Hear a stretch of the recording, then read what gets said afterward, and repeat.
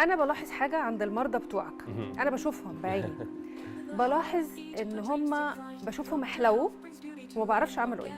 ممكن تقول لي ايه السكه دي؟ ازاي الست تعمل تجميل وتحلو من غير ما نعرف هي عملت ايه؟ بصي، انا دايما من مدرسه ان الدكتور الشاطر اللي يعرف امتى ما يعملش الاجراء. you have to know always when to stop، لان دايما احنا بنحاول نخليكي شكلك حلو ملائم لسنك، سواء في البشره او في الوش، او سواء حتى في عملياتنا كجراحه تجميل.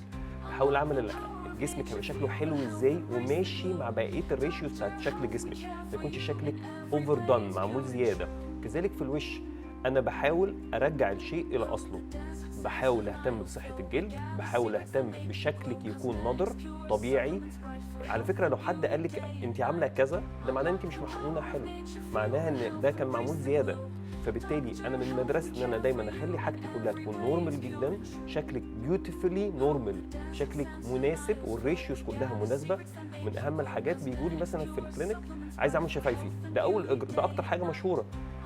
50% بيبقوا عايزين يعملوا شفايفهم، بنحل لهم التشين الاول، بعديها تقول لك خلاص مش عايزه شفايفي، عشان بيبقى فيه بروبورشن، نسبه وتناسب ما بين الجسم وبين بعضه. انا رجعت التناسق لوشك فبقيتي مبسوطه اكتر من شفايفك، لان انا لو عملت شفايفك بس هتبقي مبسوطه قوي بشفايفك على صوره على السوشيال ميديا عندي على الانستجرام، حاطط بيفور وافتر هيطلع حلو، لكن هل هي فعلا لايقه على وشك؟ ده بيبقى من الحاجات الكبيره اللي بنغلط فيها.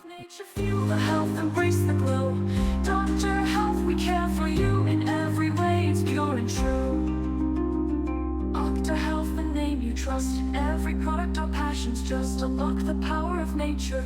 We're here to stay for better health and beauty every day.